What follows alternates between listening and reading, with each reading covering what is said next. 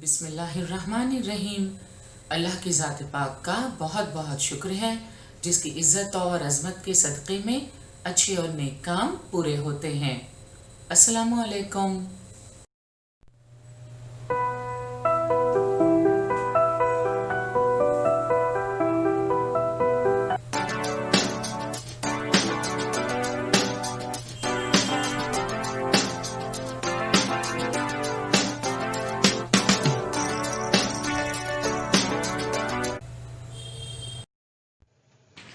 बृहन्मुंबई महानगर पालिका शिक्षण विभाग के तहत जारी वर्चुअल ट्रेनिंग सेंटर की जानिब से पेश होने वाले ई लर्निंग सेशन में आपका इस्तकबाल है। मैं हूं आपके मौलमा मैमुना शेख। तो आइए आपके तालीमी सिलसिले को आगे बढ़ाते हैं और शुरू करते हैं आज का हमारा सेशन।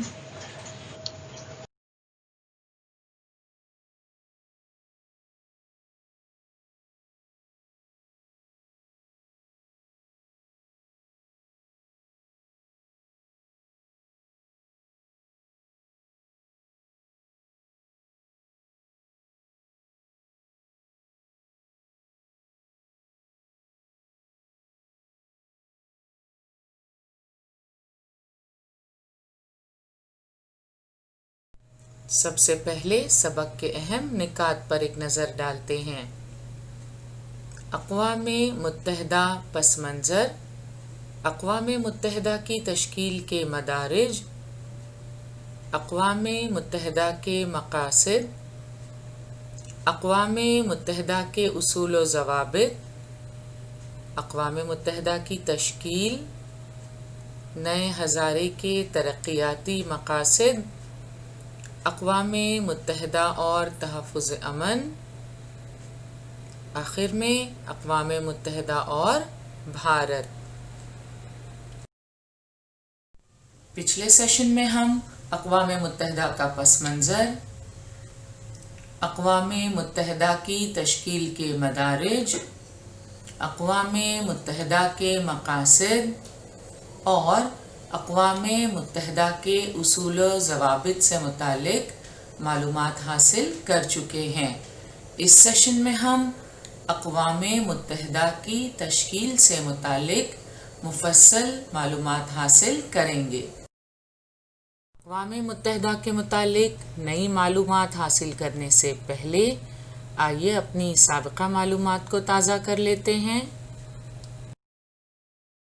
दूसरी जंग अज़ीम के बाद इस ख़याल को मज़ीद तक़वियत हासिल हुई कि तबाहकुन और होलनाक जंगों का ख़ात्मा होना चाहिए।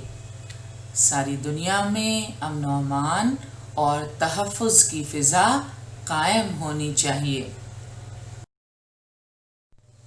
और इसकी ज़िम्मेदारी इज्तिमाई तौर पर तमाम ममालिक पर आयद होती है। इसी ख़याल के तहत दूसरी जंग अज़ीम के बाद यूनाइटेड नेशंस यानी अक़वामे मुत्तहिदा का क़याम अमल में आया। तो 24 अक्टूबर सन 1945 ईस्वी को अक़वामे मुत्तहिदा का क़याम अमल में आया। मुख्तसरन अक़वामे मुत्तहिदा सारी दुनिया में अमन कायम करने के लिए कोशां रहती है। तो शुरू करते हैं हमारा आज का सेशन, जिसमें हम अक़वामे मुत्तहिदा की तश्कील से मुताल्लिक मालूमात हासिल करेंगे। अक़वामे मुत्तहिदा की तश्कील। अक़वामे मुत्तहिदा के मंशूर में इस इदारे के तरीक़ेकार और तश्कील से मुताल्लिक मालूमात फ़राहम की गई है। अक़वामे मुत्तहिदा के 6 ख़ास शोबे हैं: इजलासे आम, सलामती कौंसिल, माशी व समाजी कौंसिल, बैनुल अक़वामी अदालत, तौलेती कौंसिल और दफ्तर मोतमदी यानी सेक्रेटरीट। इनके मुतालिक हम तफसीली मालूमात हासिल करेंगे। آج ہم نے اقوام متحدہ کی تشکیل کے متعلق معلومات حاصل کی۔ اقوام متحدہ کے 6 خاص شعبوں کا تعارف حاصل کیا، خاص طور پر اجلاس عام، سلامتی کونسل، معاشی و سماجی کونسل اور سیکریٹریٹ کے متعلق تفصیلی معلومات حاصل کی۔ انشاءاللہ اگلے سیشن میں ہم بین الاقوامی عدالت اور تولیتی کونسل کے بارے میں تفصیل سے جانیں گے۔ دفتر معتمدی یعنی سیکریٹریٹ اقوام متحدہ کا ایک اہم شعبہ ہے۔ اقوام متحدہ کے انتظامی امور سنبھالنے کی ذمہ داری سیکریٹریٹ پر ہوتی ہے۔ سیکریٹریٹ کے صدر کو معتمد اعلیٰ یعنی چیف سیکریٹری کہتے ہیں۔ اس کا انتخاب اجلاس عام اور سلامتی کونسل مل کر کرتے ہیں۔ سیکریٹری کے عہدے کی میعاد 5 سال ہوتی ہے۔ آپ کی درسی کتاب میں صفحہ نمبر 80 پر اقوام متحدہ کے چیف سیکریٹری سے متعلق کچھ سوالات دیے ہوئے ہیں، آئیے لکھیں۔ آج تک کے معتمد اعلیٰ کے نام لکھیے۔ فی الوقت معتمد اعلیٰ کون ہے اور ان کا تعلق کس ملک سے ہے؟ آئیے ان سوالات کے جوابات لکھنے کی کوشش کرتے ہیں۔ سب سے پہلے آج تک کے معتمد اعلیٰ کے نام لکھیے۔ Former secretaries general. اقوام متحدہ کے اب تک جتنے بھی معتمد اعلیٰ ہو گزرے ہیں ان کا تعلق دنیا کے الگ الگ ممالک سے رہا ہے جہاں مختلف زبانیں بولی جاتی ہیں، لہٰذا آپ کو ان کے نام کافی حد تک نئے محسوس ہوں اور ان ناموں کو صحیح تلفظ کے ساتھ ادا کرنے کے لیے آپ کو مشق بھی کرنی پڑے۔ ہم نے پوری کوشش کی ہے کہ آج تک کے اقوام متحدہ کے معتمد اعلیٰ کے نام ان کے صحیح تلفظ کے ساتھ ادا کر سکیں۔ تو آئیے شروعات کرتے ہیں۔ اقوام متحدہ کے سب سے پہلے معتمد اعلیٰ تھے ٹریگوے ہیبڈن لائے۔ ان کا تعلق ناروے سے تھا اور 1946 سے 1952 تک یہ اقوام متحدہ کے معتمد اعلیٰ رہے۔ ٹریگوے لائے کے بعد ڈیگ ہمشولڈ اقوام متحدہ کے معتمد اعلیٰ بنے۔ ان کا تعلق سویڈن سے ہے۔ ٹرم آف آفس رہا 1953 to 1961۔ ڈیگ ہمشولڈ کے بعد میانمار کے اوتھانٹ اقوام متحدہ کے معتمد اعلیٰ منتخب ہوئے۔ ان کا ٹرم آف آفس تھا 1961 سے 1971۔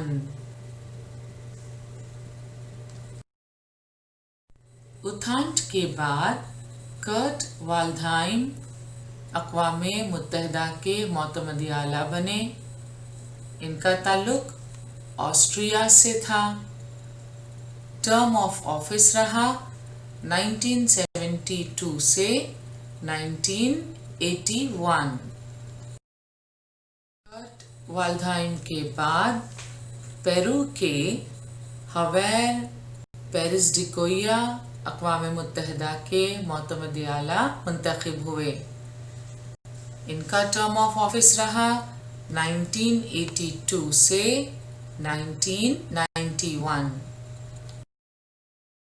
1992 में इजिप्ट के बटरस घाली यूनाइटेड नेशंस के मोतमद आला मुंतखब हुए। इनका टर्म ऑफ ऑफिस था 1992 से 1996। बटरस घाली के बाद 1997 में घाना के कोफी अन्नान ने यूनाइटेड नेशंस के मोतमदे आला का दफ्तर संभाला।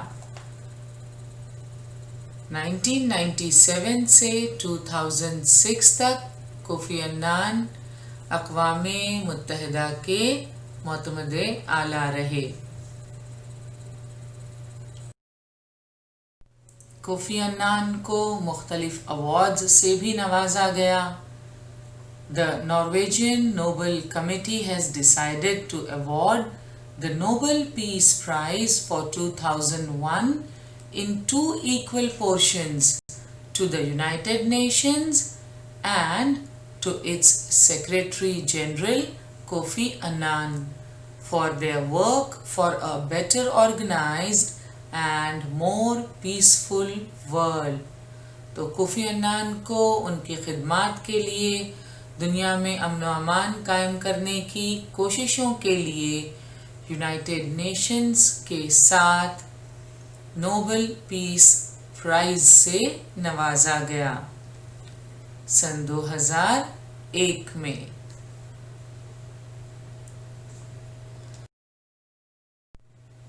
कोफी अन्नान के बाद साउथ कोरिया के बान की मून अक़वामे मुत्तहिदा के मोतमद आला बने।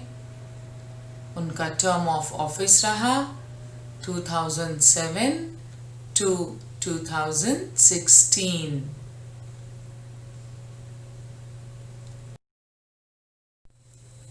फिलवक्त मोतमद आला कौन हैं और उनका ताल्लुक किस मुल्क से है? हम आपको बता चुके हैं अक़वामे मुत्तहिदा के फिलवक्त मोतमद आला हैं Antonio Guterres since 1st January 2017। 13th अक्टूबर 2016 में यूनाइटेड नेशंस के सेक्रेटरी जनरल के इंतखाब के ताल्लुक से ये खबर है जिसे हम यहाँ शेयर कर रहे हैं आपके साथ। 13th October 2016, the General Assembly today appointed by acclamation the former Prime Minister of Portugal, Antonio Guterres, as the next United Nations Secretary General to succeed Ban Ki-moon when he steps down on 31st December। तो Korea के ban Ki-moon के tenure के ख़त्म होने के बाद पुर्तगाल के Antonio Guterres को यूनाइटेड नेशंस का सेक्रेटरी जनरल मुंतखब किया गया। तो अब आप इस सवाल का जवाब दे सकते हैं, फिलवक्त मोतमद आला कौन है और उनका ताल्लुक किस मुल्क से है? फिलवक्त मोतमद आला हैं एंटोनियो गुटेरेस और उनका ताल्लुक किस मुल्क से है? और एंटोनियो गुटेरेस का ताल्लुक पुर्तगाल से है। पुर्तगाल यूरोप में है। एंटोनियो गुटेरेस पुर्तगाल के वजीर आज़म रह चुके हैं। पिछले सेशंस में हम पढ़ चुके हैं अक़वामे मुत्तहिदा के मक़ासिद में बैनुल अक़वामी मसाइल को पुरअमन तरीक़े से हल करके सलामती के फ़रोग़ की कोशिश करना एक अहम मकसद है। और अब जिस शोबे की हम बात करेंगे इस मकसद के हुसूल में अक़वामे मुत्तहिदा का ये शोबा अहम रोल अदा करता है। ये शोबा है بین الاقوامی عدالت انٹرنیشنل کورٹ آف جسٹس. اقوام متحدہ کی عدالتی شاخ کو بین الاقوامی عدالت کہا جاتا ہے. نیدرلینڈ کے شہر دی ہیگ میں یہ عدالت واقع ہے. اس عدالت میں کل 15 جج ہوتے ہیں اور ان کا انتخاب سلامتی کونسل اور اجلاس عام کے ذریعے ہوتا ہے. ہر جج کی میعاد 9 سال ہوتی ہے. اقوام متحدہ کی جو عدالتی شاخ ہے اسے بین الاقوامی عدالت کہا جاتا ہے. اور یہ کہاں واقع ہے؟ یہ عدالت نیدرلینڈ کے شہر دی ہیگ میں واقع ہے. اس عدالت میں کل 15 جج ہوتے ہیں اور ان کا انتخاب سلامتی کونسل اور اجلاس عام کے ذریعے ہوتا ہے. ہر جج کی میعاد 9 سال ہوتی ہے. This is International Court of Justice جو نیدرلینڈ میں دی ہیگ شہر میں واقع ہے. انٹرنیشنل کورٹ آف جسٹس جسے ہم بین الاقوامی عدالت کہتے ہیں. آئیے اس کی ذمہ داریوں کو سمجھنے کی کوشش کرتے ہیں. بین الاقوامی عدالت کی ذمہ داریاں. اقوام متحدہ کے 2 یا اس سے زائد رکن ممالک کے درمیان تنازعات حل کرنا. آپ سبھی جانتے ہیں کہ ہر ملک کا اپنا ایک عدالتی نظام ہوتا ہے. 2 افراد یا 2 خاندان یا 2 اداروں کے درمیان اگر کوئی مسئلہ ہو، کوئی تنازع چل رہا ہو تو وہ انصاف کے لیے عدالت سے رجوع کرتے ہیں جہاں انہیں انصاف کی امید ہوتی ہے اور عدالتیں ان تنازعات کو حل کرنے کی کوشش کرتی ہیں. اگر 2 ممالک کے درمیان کوئی مسئلہ ہو، کوئی تنازع ہو تو غیر جانبداری سے فیصلے کے لیے وہ کس ملک کی عدالت سے رجوع کریں؟ تو ایسے 2 ممالک یا 2 سے زائد ممالک اپنے مسئلے کو حل کرنے کے لیے بین الاقوامی عدالت سے رجوع کرتے ہیں. اقوام متحدہ کی بین الاقوامی عدالت 2 یا اس سے زائد رکن ممالک کے درمیان تنازعات کو حل کرتی ہے. یہ بین الاقوامی عدالت کی ذمہ داری ہے.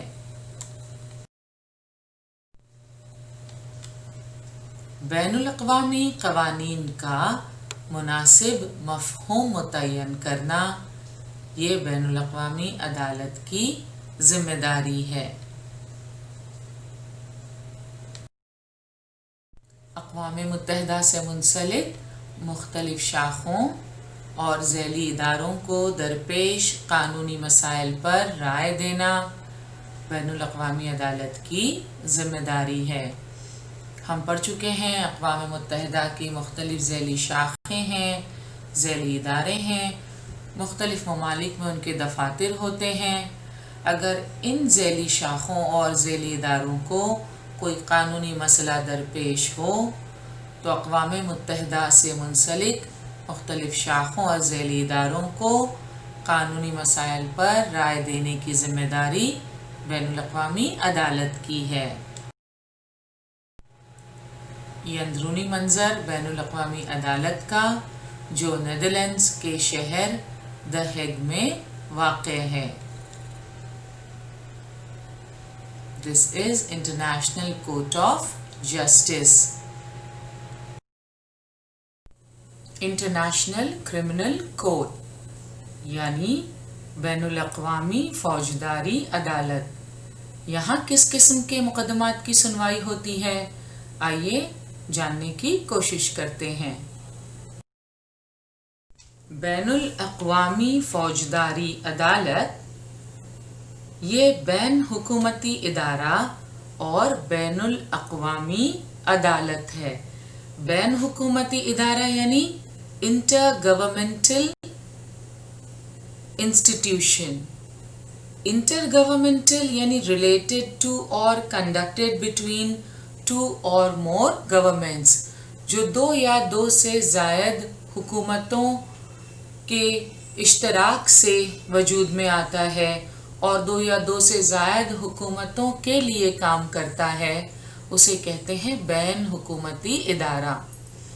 तो बैनुल अक़वामी फौजदारी अदालत ये बैन हुकूमती इदारा और बैनुल अक़वामी अदालत है और इसका सदर दफ्तर नेदरलैंड के शहर दी हेग में है।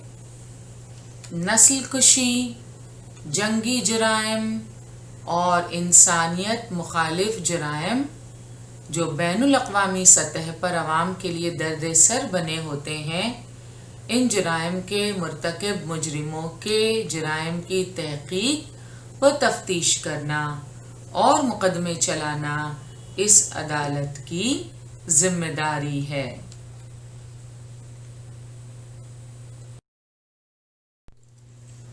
ये तस्वीर है जस्टिस दलवीर भंडारी की। Justice Dalvir Bhandari is an Indian member of the International Court of Justice and was a judge of the Supreme Court of India. Justice Dalvir Bhandari supreme court of India के जज थे और साथ ही साथ उन्हें बैनुल अक़वामी अदालत के जज होने का भी एजाज़ हासिल है। जस्टिस दलवीर भंडारी को पद्म भूषण अवार्ड से नवाजा गया है। ये हैं जस्टिस रघुनंदन स्वरूप पाठक। He was the 18th Chief Justice of India. साथ ही साथ he was one of the 3 judges from India to have been on the International Court of Justice. तो जस्टिस रघुनंदन स्वरूप पाठक भी बैनुल अक़वामी अदालत में जज के ओहदे पर फायज हो चुके हैं। एक और जज जिन्हें बैनुल अक़वामी अदालत में जज के ओहदे पर फायज होने का एजाज़ मिल चुका है, वो हैं justice Nagendra Singh. Sri Nagendra Singh was an Indian lawyer and administrator who served as President of the International Court of Justice from 1985 to 1988. तो महाराज नागेंद्र सिंह को इंटरनेशनल कोर्ट ऑफ जस्टिस के प्रेसिडेंट होने का एजाज़ हासिल है फ्रॉम 1985 टू 1988। तो ये भारत के लिए इंतहाई फ़ख्र की बात है कि 3 भारतीय बैनुल अक़वामी अदालत में जज के ओहदे पर फायज रह चुके हैं। और अब आखिर में हम बात करेंगे अक़वामे मुत्तहिदा की दौलती काउंसिल की, जिसे ट्रस्टीशिप काउंसिल कहा जाता है। दौलती council. In 1945, the United Nations established the International Trusteeship System for the supervision of trust territories. तो ये ट्रस्ट टेरिटरीज कौन सी थी जिनकी सुपरविजन की जिम्मेदारी ट्रस्टीशिप काउंसिल को सौंपी गई? आइए मालूम करते हैं। ट्रस्टीशिप काउंसिल दूसरी जंग अजीम के बाद जो मुमालिक या नौआबादियात गैर तरक्की याफ्ता थे, उनकी तरक्की की जिम्मेदारी चंद तरक्की याफ्ता मुमालिक को सौंपी गई। उन गैर मुस्तहकम मुल्कों को मुल्क की तरक्की में मदद करना, उन्हें आज़ादी दिलाने के लिए कोशिश करना और वहाँ जमहूरियत कायम करने में ताउन देना मुतवक्के था और ये जिम्मेदारियाँ दौलती काउंसिल को सौंपी गई थी।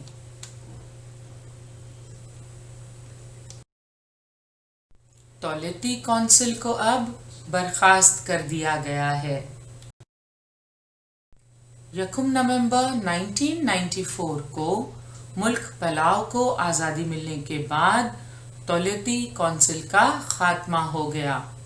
پلاؤ بحر الکاہل میں فلپائنز ملک سے 500 میٹر مشرق میں واقع ایک جزیرہ ہے۔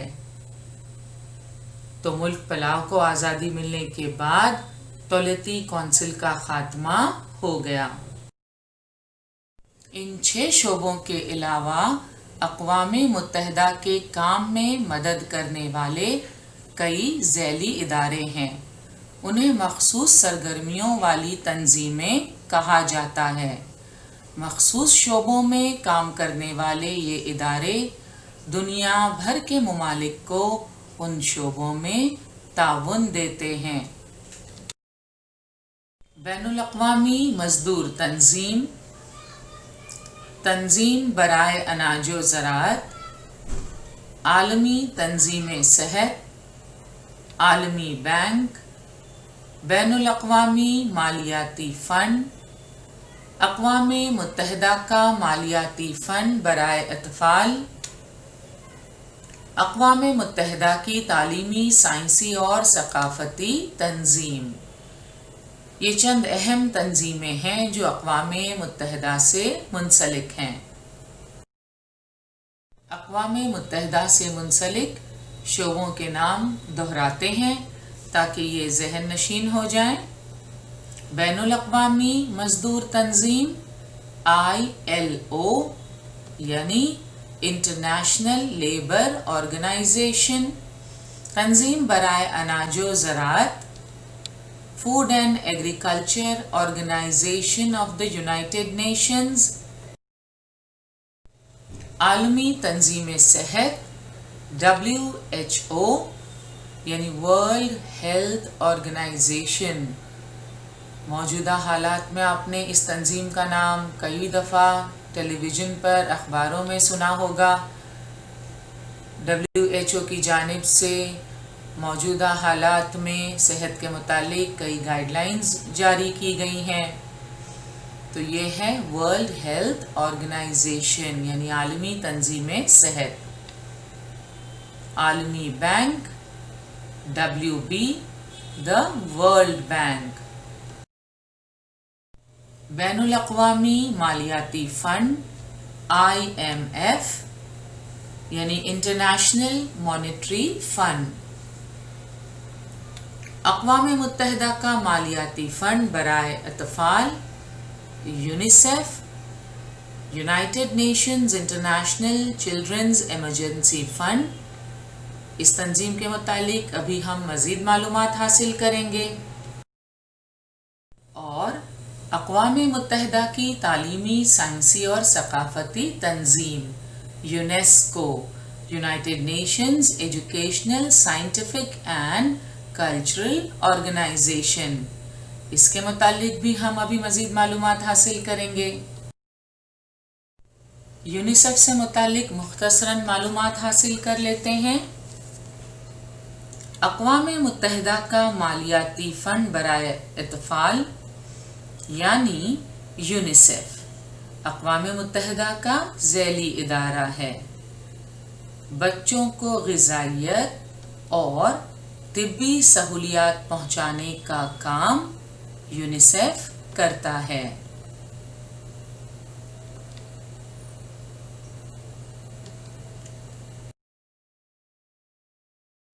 بھارت میں بچوں کے تغذیاتی مسائل پر مختلف کارگاہوں یعنی ورکشاپس کا انعقاد کیا جاتا ہے۔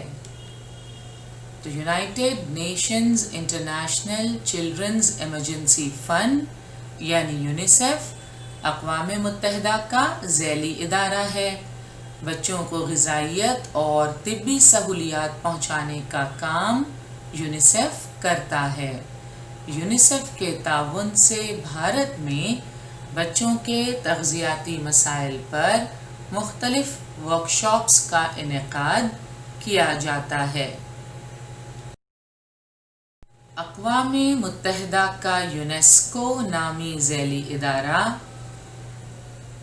تعلیم، سائنس اور تہذیب و ثقافت کے درمیان معاونت کے ذریعے دنیا میں امن و سلامتی قائم کرنے کے لیے کوشاں رہا ہے۔ اقوام متحدہ کی تعلیمی، سائنسی اور ثقافتی تنظیم یعنی یونیسکو تعلیم، سائنس اور تہذیب و ثقافت کے درمیان معاونت کے ذریعے دنیا میں امن و سلامتی قائم کرنے کے لیے کوششیں کرتی ہے۔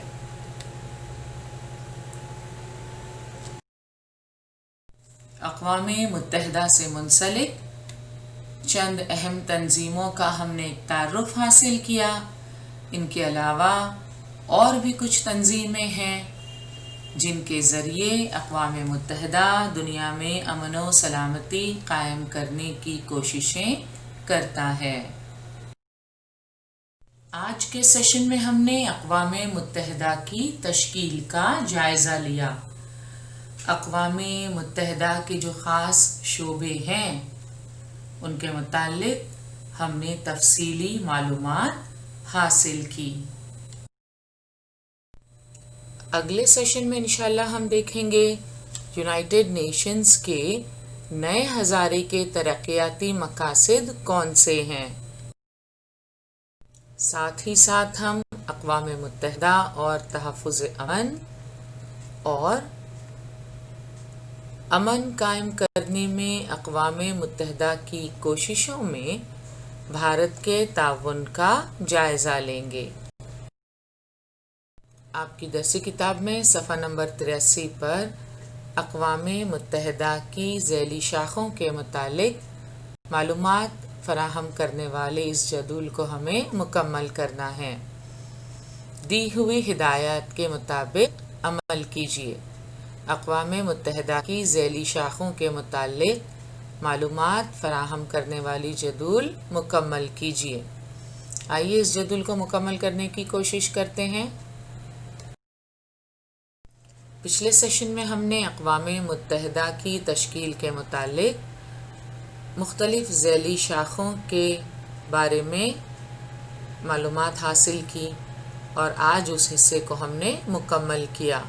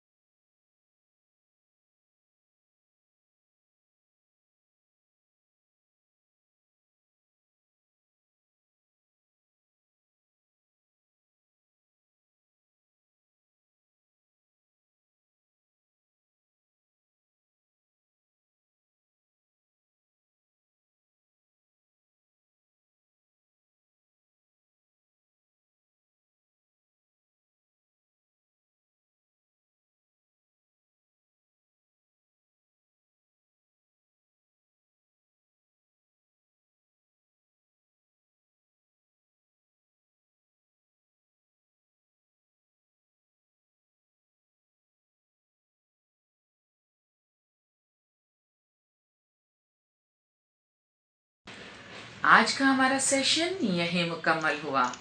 انشاءاللہ اگلے سیشن میں ضرور ملیں گے۔ السلام علیکم۔